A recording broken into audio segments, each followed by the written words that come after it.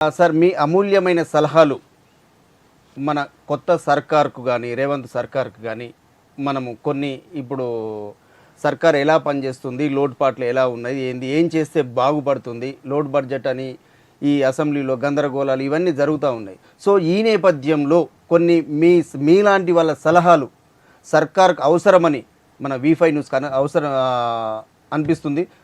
కనుక కొన్ని సలహాలు రేవంత్ సర్కార్కు చెప్పదలుచుకున్నాము. సో దాంట్లో కొన్నిసారి మనము ఫస్ట్ ఆఫ్ ఆల్ మనం విద్యా విధానం మీద చూసుకుంటాం. విద్యా విధానము ఎలా ఉంటే బాగుంటుంది, దాన్ని ఎలా సవరిస్తే బాగుంటుంది? ఇప్పుడు విద్య అనేటటువంటిది ప్రాథమిక హక్కులో ఒక హక్కుగా రాజ్యాంగంలో మనం ఆర్టికల్ 21A మార్చుకున్నాం అన్నట్లు. రాజ్యాంగ రచన చేసిన సమయంలో బాబాసాహెబ్ అంబేద్కర్ లాంటి వాళ్ళు అనేక మంది వాళ్ళు ఏమని కలలు కన్నారంటే ఒక 20 సంవత్సరాల కాలంలోనే టోటల్గా భారతదేశంలో మొత్తం అక్షరాస్యులు అవుతారు, నిరక్షరాస్యత ఉండదు అని వాళ్ళు అనుకున్నారు. తర్వాత ఏంటంటే ఇప్పుడు ఎడ్యుకేషన్ అనేది ఎంత ఇంపార్టెంట్ అంటే ఏ దేశం అభివృద్ధి చెందాలన్నా కూడా ఎడ్యుకేషన్ చాలా ఇంపార్టెంట్. ఎడ్యుకేషన్ ఎట్లా ఉండాలా, ఎవరి కోసం ఉండాలా, ఏ పర్పస్ కోసం ఉండాలా అనేది కూడా చాలా ఇంపార్టెంట్ అన్నట్లు. ఈ దేశ అభివృద్ధికి ఏమి కావాలా, ఈ దేశ అభివృద్ధికి ఎలాంటి ఎడ్యుకేషన్ మనం ఇవ్వాలా, వాళ్ళకు ఎలాంటి మారల్ వాల్యూస్ వాళ్ళకి చెప్పాలా, ఆ వాళ్ళు ఒక 9th క్లాస్ 10th క్లాస్ చదివిన తర్వాతనే ఒక ప్రొఫెషన్లో ఏ విధంగా స్కిల్డ్ జాబ్స్ చేసేటటువంటి పరిస్థితికి రావాలా, ఇంకా హయ్యర్ ఎడ్యుకేషన్కి వచ్చేసిన తర్వాత టెక్నికల్గా ఎక్స్పర్టైజ్ ఎట్లా కావాలా వాళ్ళు, ఇదంతా ప్లానింగ్ ఉండాలన్నట్లు.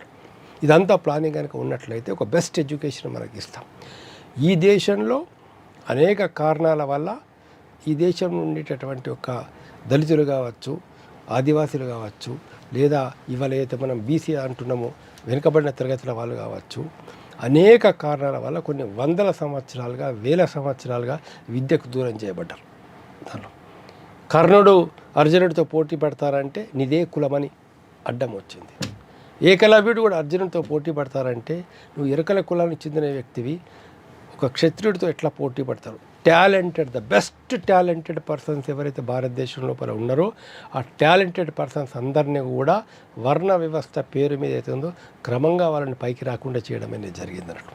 ఒకప్పుడు ఉందా వర్ణ వ్యవస్థ అంటే ఇంకా ఒక్క నిమిషం కనుక మనం లోపలికి పోతే వ్యాసుడు ఒక బీసీకి పుట్టినటువంటి వ్యక్తి ఒక రకం చెప్పాలంటే, వాళ్ళ తాత వశిష్ఠుడు ఊర్వశికి పుట్టినటువంటి వ్యక్తి, వశిష్ఠుడి భార్య అరుంధతి ఒక మాల, వాళ్ళకు పుట్టినటువంటిది ఆయన, వాళ్ళందరూ కూడా ఇంటర్ క్యాస్ట్ మ్యారేజెస్ వల్ల పుట్టినటువంటి వాళ్ళ వ్యక్తులు అంటారు. ఆ టైంలో వాల్మీకి స్వయంగా బోయేవాడు. ఆ టైంలో వాస్తవంగా చెప్పాలంటే ఈ వర్ణ వ్యవస్థ ఇంత క్రూరంగా లేదు, వర్ణ వివక్షత లేదన్నట్లు. వర్ణ వివక్షత అంతా కూడా ఎప్పుడు వచ్చేసిందనంటే ఎప్పుడైతే ఒక వర్గం రాజ్యాధికారంలోకి వచ్చేసిన తర్వాత రాజ్యాధికారం నిలుపుకోవడం కోసం, తమ ఆస్తుల్ని కాపాడుకోవడం కోసము ఈ వర్ణ వ్యవస్థ తర్వాత వచ్చేసింది. అప్పటి నుంచి వాళ్ళు ఏం చేసినారంటే మెజారిటీ ఆఫ్ ద పీపుల్ను ఎడ్యుకేషన్కు దూరం చేసినారు, సైన్యానికి దూరం చేసినారు, ఆస్తికి దూరం చేసినారు. ఒక మనుధర్మ శాస్త్రం తీసుకొచ్చిన తర్వాత ఇది హిందూ ధర్మం అని చెప్తున్నారు. హిందూ ధర్మం అది మనుధర్మం కాదు. హిందూ ధర్మంలో ఆత్మ ఒకటే, జీవాత్మ ఒకటే. జీవాత్మ పరమాత్మ గురించి తెలుసుకోవడం, తపస్సు చేయడం, జ్ఞానం సంపాదించడం, ఆత్మజ్ఞానం పొందడం అది వేరే. ఒక సన్యాసులుగా ఉండేటటువంటి ఒక జీవితం వేరే. అందులో రామకృష్ణ పరమహంస, షిరిడి సాయిబాబా, లేకపోతే మనకు తిరువన్నమలలో ఉన్నటువంటి రమణ మహర్షి గారు, వీళ్ళు ఆస్తుల కోసము, డబ్బుల కోసము, రాజకీయాల కోసము మతాన్ని అక్కడ ఉపయోగించుకోరు. నిజమైనటువంటి ఆత్మజ్ఞానం కోసం ప్రయత్నం, అది వేరే సబ్జెక్టు. సో నేను ఒకటే పాయింట్ ఏంటంటే కొన్ని తరాలుగా ఎడ్యుకేషన్కి వీళ్ళు దూరం చేయబడ్డారు. ఓకే, అలాంటప్పుడు ఎడ్యుకేషన్ సిస్టమ్ అని ఇప్పుడు ఎట్లా ఉండాలంటే వీళ్ళందరినీ మనం ఎట్లా ఎంపవర్ చేయాలి అంటే పేదవాళ్ళని ఇప్పుడు డ్రాప్అవుట్స్ ఎంత ఉన్నారో మీరు లెక్క తీసుకోండి. టోటల్ ఇండియాలో మొత్తం భారతదేశంలో మనం కనుక లెక్కలు తీసుకుంటే 13 లక్షల మంది 13 కోట్ల మంది పిల్లలు, 13 లక్షల మంది పిల్లలు పైన ఇవాళ ప్రభుత్వ విద్యా సంస్థలో చదువుతారు.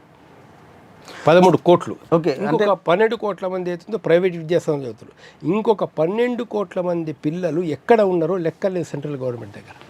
అంటే డ్రాప్ అవుట్స్ అంటే ఇప్పుడు ఈ ఎడ్యుకేషన్ సిస్టమ్ అంటే ప్రభుత్వ స్కూల్స్ కాలేజీలు కానీ ప్రైవేట్ స్కూల్స్ కానీ అంటే ఎందుకు ఈ ప్రైవేట్ స్కూల్స్ని ప్రోత్సహిస్తున్నారు, ఎందుకు ఈ ప్రభుత్వ స్కూల్స్ మూతపడుతున్నాయి, వేల కొద్దిగా సంవత్సరానికి మూతపడుతున్నాయి? ప్రధానమైనటువంటి కారణం ఏంటంటే పేదవాళ్ళకు విద్య అందించాలనేటటువంటి ఒక దృఢమైనటువంటి దీక్షా సంకల్పం లేకపోవడమే ప్రధానమైన కారణం. ఇంకొక కారణం ఏంటంటే ప్రభుత్వాన్ని నిర్వహిస్తున్నటువంటి వాళ్ళల్లో మంత్రులు కానీ అనేక మంది కానీ వాళ్ళకు private institutions, private schools, private కాలేజీలు ఉండడం ఒక కారణం.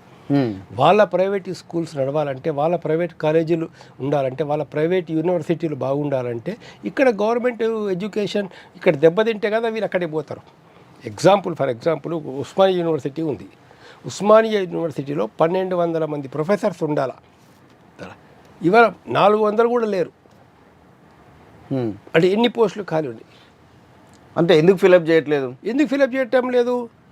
టు బి ఫ్రాంక్ మాట్లాడంటే మరి మల్లారెడ్డి ఇంజనీరింగ్ కాలేజ్ సీట్లు నిండాలి కదా, లేదా ఇంకో కార్పొరేట్ ప్రైవేట్ యూనివర్సిటీలో ఉండేటటువంటి వాళ్ళ కాలేజీలో సీట్లు నిండాలి కదా. ఒక్క ఉస్మానియానే కాదు దానిలో ఇవాళ కాకతీయ కావచ్చు, లేకపోతే మనకు పొట్టి శ్రీరాములు కావచ్చు, అగ్రికల్చర్ యూనివర్సిటీ కావచ్చు, టోటల్ మొత్తం తెలంగాణలో ఉన్నటువంటి తెలంగాణ యూనివర్సిటీ కావచ్చు, తెలంగాణలో ఉన్న మొత్తం యూనివర్సిటీలు లెక్క తీయండి, ప్రొఫెసర్స్ లెక్క తీయండి, దానిలో ఎన్ని పోస్టులు ఖాళీ ఉన్నాయో తెలుస్తుంది. బడ్జెట్ ఇట్లా తగ్గిస్తున్నారు క్రమక్రమంగా బడ్జెట్ ఇట్లా తగ్గిస్తున్నారు తెలుస్తుంది.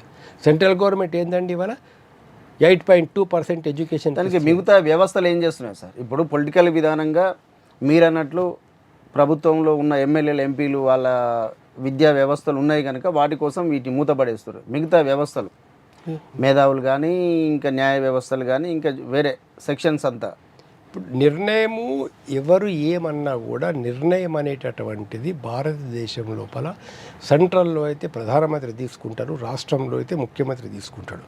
ముఖ్యమంత్రి మాటను కాదని ఏ మంత్రి కూడా ఏ నిర్ణయం తీసుకోలేడు. ముఖ్యమంత్రి మాటను కాదని ఏ ఐఏఎస్ అధికారి కూడా ఏ నిర్ణయం తీసుకోలేడు. వీళ్ళు సలహాలు ఇస్తారు, ఆయన సలహాలు తీసుకోవద్దా అనేది ఆయన నిర్ణయం మీద ఆధారపడి ఉంటుందన్నాడు. అక్కడ కరెక్ట్ పాలసీ కనుక తీసుకుంటే, డెసిషన్ కనుక కరెక్ట్గా ఉంటే మిగతా వాళ్ళందరూ ఫాలో అవుతారు. ఎగ్జిక్యూటివ్ అంటే ఫాలో అయ్యేది. అవును, ఎగ్జిక్యూటివ్ అంటే ఏదైతే ఒక మంత్రివర్గం నిర్ణయం చేస్తుందో ఆ మంత్రివర్గం యొక్క నిర్ణయాన్ని అమలు చేసేటోళ్ళు ఐఏఎస్ ఆఫీసర్స్ కానీ మిగతా స్టాఫ్ కానీ మిగతా కింది వరకు ఉన్నటువంటి ప్రభుత్వ విభాగం కానీ వీళ్ళు నిర్ణయాలు చేసే పరిస్థితుల్లో ఉండరు.